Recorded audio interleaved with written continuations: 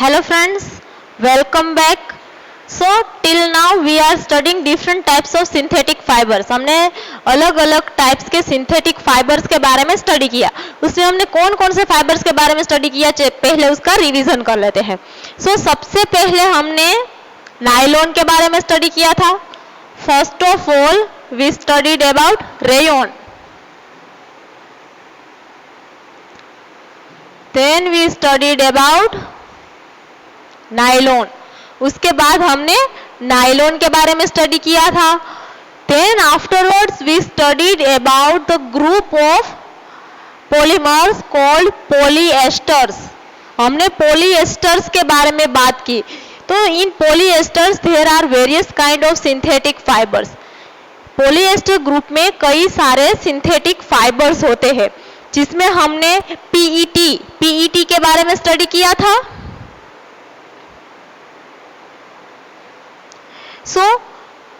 या तो फिर हमने दूसरा टेरिलिन के बारे में भी स्टडी किया था. पीईटी,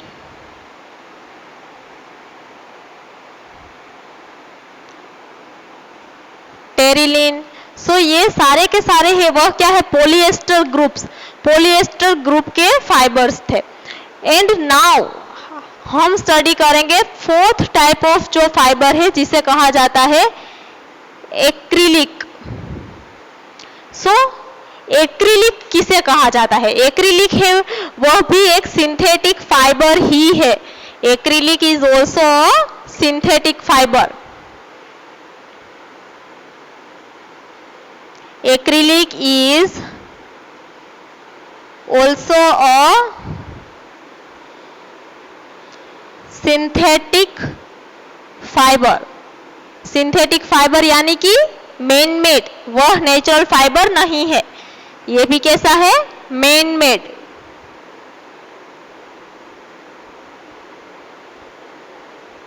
अभी जो एक्रिलिक होता है, एक्रिलिक जो फाइबर है सिंथेटिक फाइबर, उसमें जो यूनिट है वह होता है पॉलीएक्रिलोनाइट्राइल. इसका जो पूरा नेम है, एक्रिलिक का फुल नेम है वह है पॉलीएक्रिलोनाइट्राइल. It is often called polyacrylonitrile.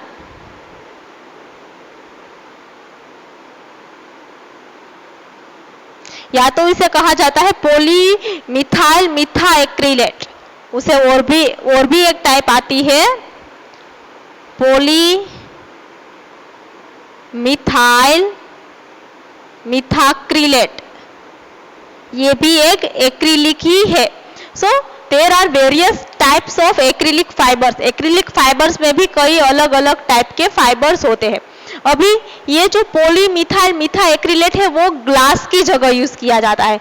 Means जो ग्लास होता है उसकी जगह पर ये पॉलीमर यूज किया जाता है, पॉलीमिथाइल मिथाएक्रिलेट. और जो पॉलीएक्रिलोनाइट्राइल है उसे एज अ फैब्रिक भी यूज किया जाता है. कई बार उसे एज अ फैब्रिक मींस कपड़े के तौर पर भी यूज किया जाता है. आप लिख सकते हो एक्रिलिक इज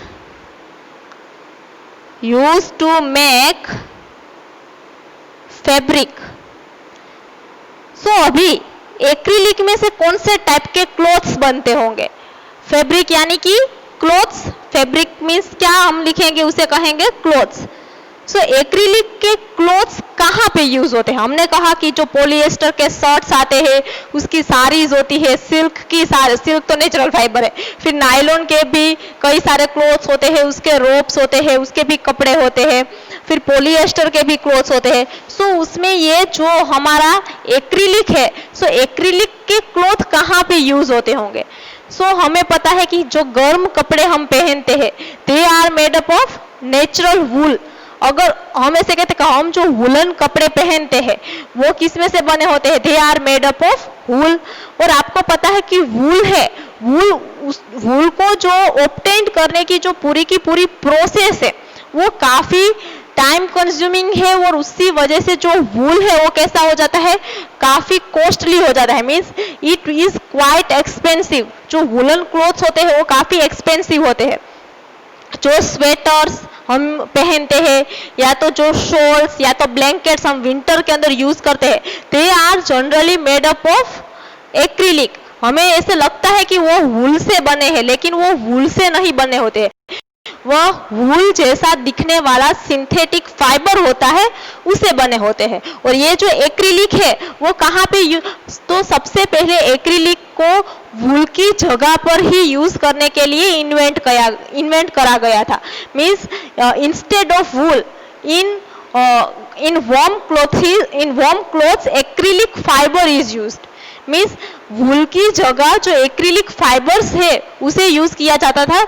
एक्रिलिक फाइबर्स से जो कपड़े बनते हैं वो हमारे बॉडी का जो टेम्परेचर है उसे मेंटेन करते हैं, मीन्स हमारे बॉडी को गर्म रखता है। इसी वजह से एक्रिलिक को कहाँ पे यूज किया जाता है, स्वेटर्स में, सोल्स में या तो जो भी ब्लैंकेट्स में। बाहर से हमें ऐसे दिखता है कि वह जो कपड़े हैं वो वूल से बने हैं, लेकिन they are not actually made up of natural wool. वो किससे बने होते हैं, they are made up of acrylic. So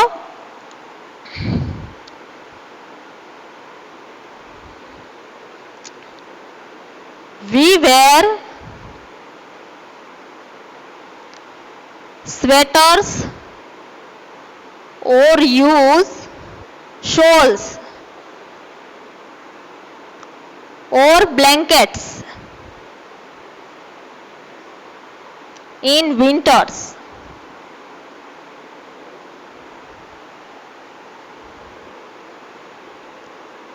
This seems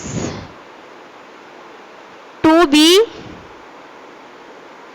made up of wool, but actually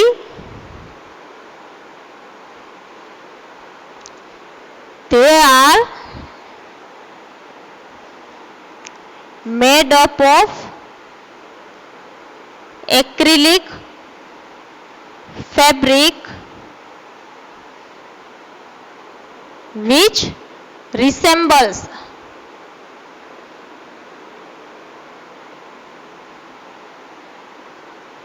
wool. Acrylic है वो कैसा लगता है, हमें वूल जैसा लगता है। मीन्स जो भी हम बाहर से स्वेटर्स या तो जो भी शॉल्स या तो ब्लैंकेट्स हम खरीदते हैं वो एक्रिलिक से बने हुए होते हैं। मीन्स ऑल तो सारे के सारे जो स्वेटर्स है वो एक्रिलिक से नहीं बने, लेकिन जो हमें वूल जैसे दिखते हैं, लेकिन sometimes they are made up of synthetic fibre called acrylic. Acrylic से बने होते हैं। ऐसा क्यों होता है, बिकॉज जो नेचुरल वूल कि अगर नेचुरल वूल में से अगर आपने कपड़े बनाए हैं या तो ये स्वेटर्स बनाए, वो क्या होते हैं, तो कि नेचुरल वूल है वो क्वाइट एक्सपेंसिव होता है, वो एक्सपेंसिव होता है और उसकी कंपेयर में जो एक्रिलिक होता है वो काफी चीप होता है, फिर मीन्स सस्ता होता है। और जो एक्रिलिक है तो एक्रिलिक के जो फैब्रिक है वो आपको वेराइटी ऑफ कलर्स में नजर आ जाएंगे। मीन्स आपको कई सारे डिफरेंट टाइप के एक्रिलिक के कलर्स भी मिलेंगे। मीन्स एक्रिलिक फाइबर में आपको कलर्स भी मिलेंगे, जिसकी वजह से जो एक्रिलिक है वो काफी पॉपुलर हो जाता है। सो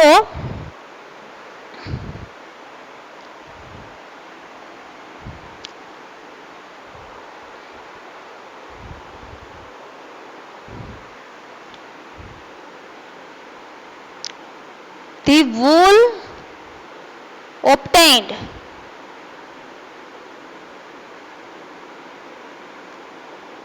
from natural fibers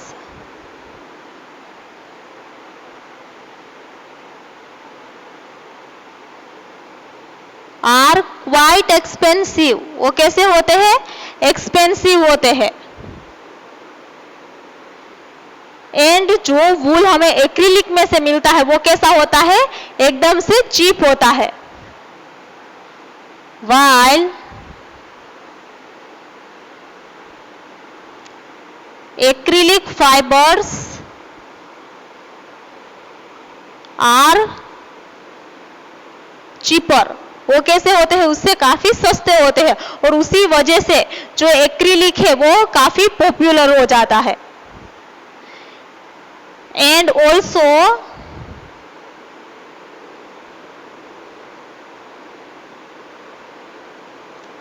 acrylic is obtained in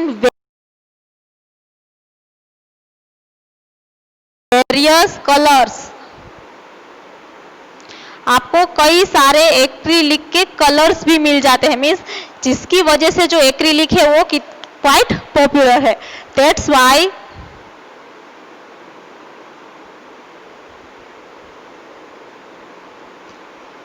it is a popular synthetic fibre.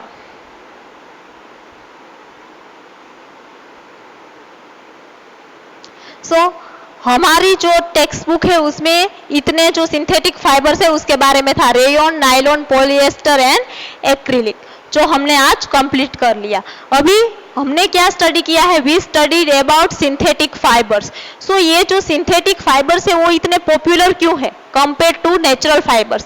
जो नेचुरल फाइबर्स है, फॉर एग्जांपल कॉटन, सिल्क और वूल, ये सारे के सारे नेचुरल फाइबर से, उससे ज्यादा हम जो कपड़े पहनते हैं वह होते हैं सिंथेटिक फाइबर से बने हुए. तो वैसा क्यों होता है? तो सबसे पहला उसका रीजन क्या है?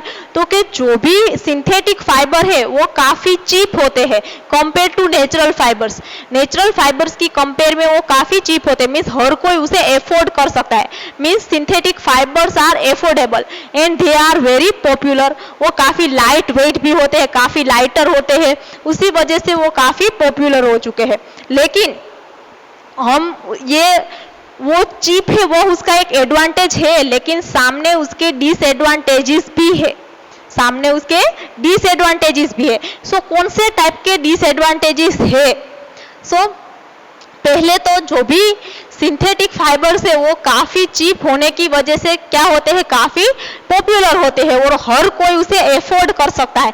मीन्स मिडिल क्लास फैमिलीज के जो मिडिल क्लास जो फैमिली के पर्सन्स होते हैं वो भी उसे क्या कर सकते हैं? एफोर्ड कर सकते हैं. So synthetic fibres are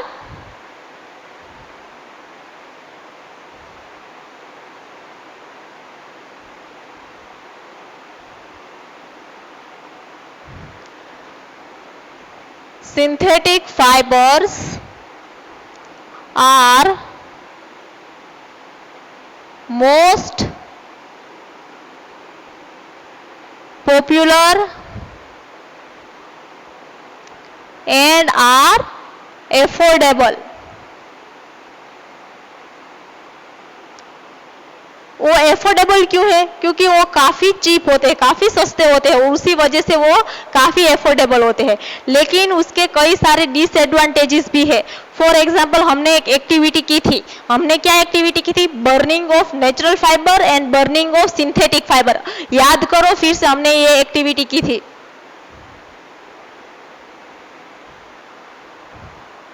we perform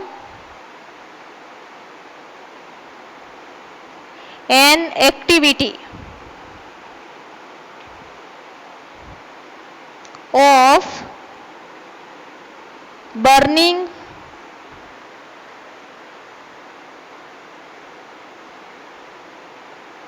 natural fiber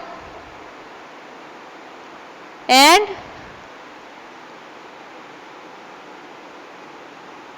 synthetic fiber. यहाँ पे हमें जो ऑब्जर्वेशन मिली थी, ये एक्टिविटी करने से हमें ऑब्जर्वेशन क्या मिली थी? तो कि whenever you burn a natural fiber, it smells like burning hair. Means जब भी आप नेचुरल फाइबर को बर्न करते हो, मीन्स उसे जलाते हो, तभी जो स्मेल आती है वो कैसी होती है? बाल जब भी जलता है तभी कैसी स्मेल आती है? वैसी स्मेल आती है. जबकि सिंथेटिक फाइबर को जब भी हम बर्न करते हैं तभी कैसी स्मेल आती है? It smells like burning paper. जब आप पेपर को बर्न करते हो तभी जैसी स्मेल आती है वैसी स्मेल आती है. वह हमारी ऑब्जर्वेशन थी.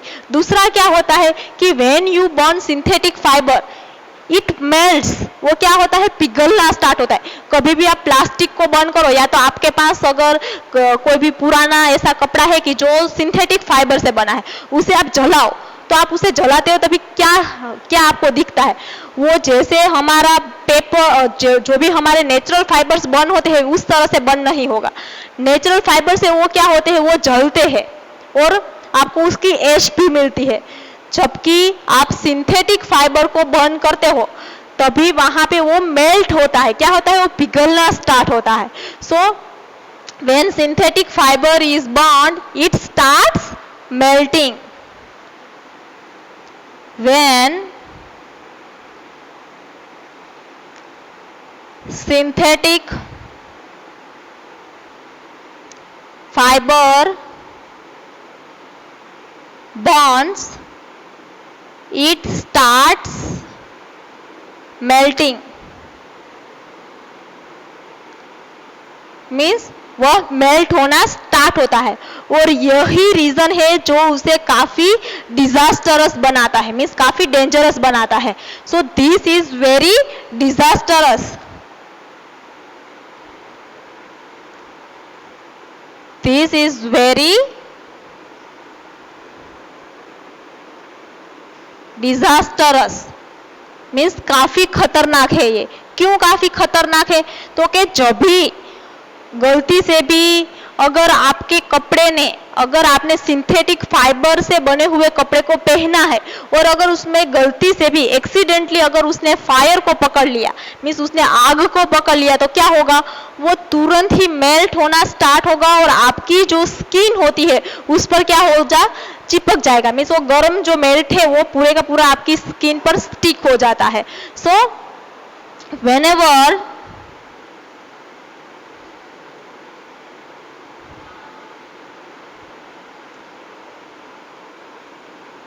synthetic fibers catches fire,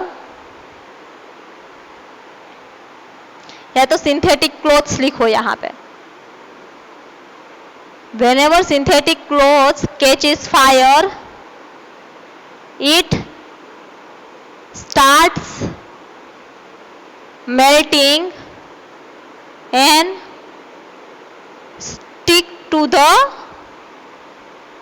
stick to one's skin, और उसी वजह से आपकी स्किन है वो भी क्या हो जाएगी, बर्न हो जाएगी और ये काफी डेंजरस है।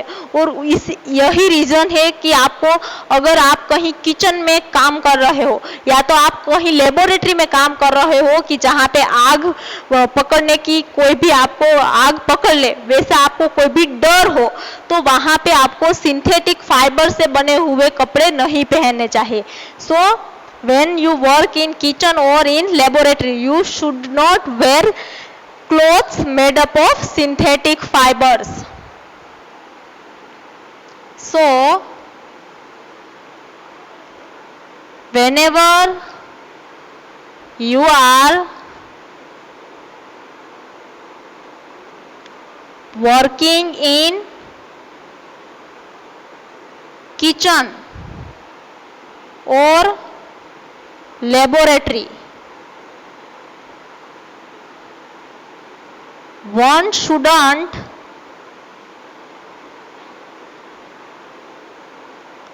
wear clothes made up of synthetic fibres. तो तभी आपको कभी भी सिंथेटिक फाइबर्स में से बने हुए कपड़े नहीं पहनने चाहिए, क्योंकि अगर गलती से भी अगर आपके कपड़े ने आग पकड़ ली तो क्या होगा, वो तुरंत ही पिघलना स्टार्ट होगा और तुरंत ही आपकी स्किन के साथ क्या हो जाएगा, स्टिक हो जाएगा। फिर उसे आप इजीली रिमूव भी नहीं कर पाते हैं। वो गर्म गर्म जो उसका जो पिघला हुआ रस होता है वो क्या होगा, आपकी स्किन पर चिपक जाएगा और उससे अगर आपने उसे पुटअप करने की ट्राई भी की या तो उसे आपने अलग करने का ट्राई किया, तो क्या होगा, वो आपकी स्किन के साथ अलग होगा और उससे आपको काफी सारे प्रॉब्लम्स होंगे। सो ये आपको एक चीज ध्यान रखनी है। तो आपको क्या करना होगा, अगर आपने सिंथेटिक फाइबर से बने हुए कपड़े पहने हैं और आपको किचन में या तो लेबोरेटरी में वर्क करना है, तो आप क्या करोगे, so you have to wear apron.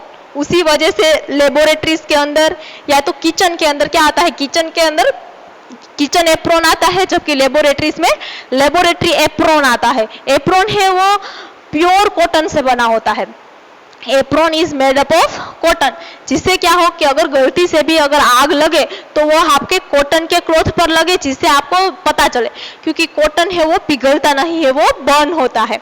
इसी वजह से आपको ध्यान रखना है कि whenever you are working in kitchen by wearing this synthetic fibre synthetic clothes, तो आपको क्या चीज ध्यान रखनी है, तो कि आपको हमेशा कॉटन से बना हुआ एप्रोन पहनना होगा, वरना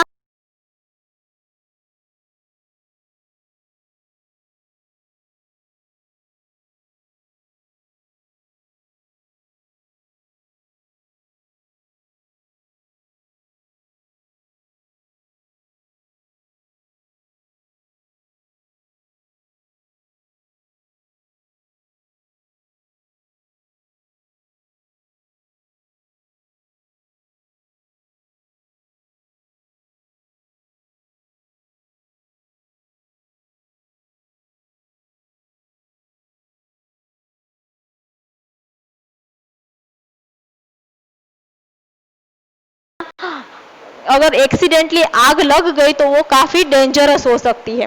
फिर दूसरा जो भी एक चीज है कि जो भी सिंथेटिक फाइबर्स होते हैं they are the petrochemicals origins.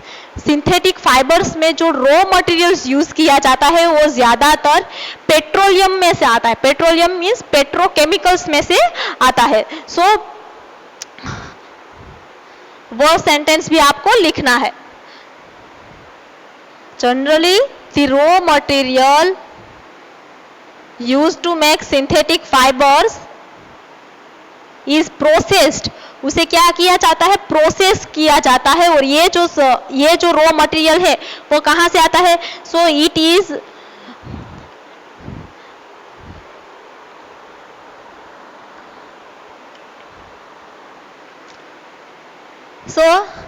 the synthetic fibers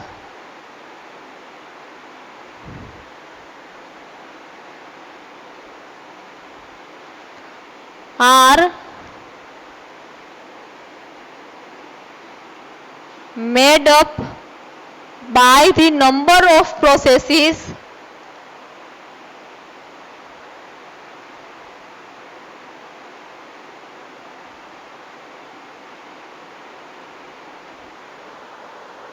of raw material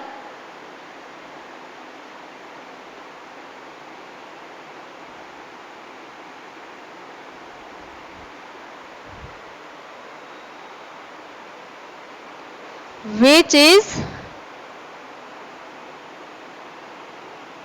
petroleum origin.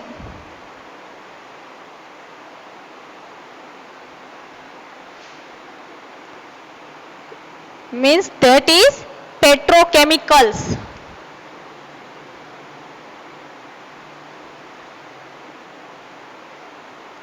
Means synthetic fibres है उसे बनाने के लिए जो रॉ मटेरियल यूज किया जाता है उस पर काफी प्रोसेस की जाती है।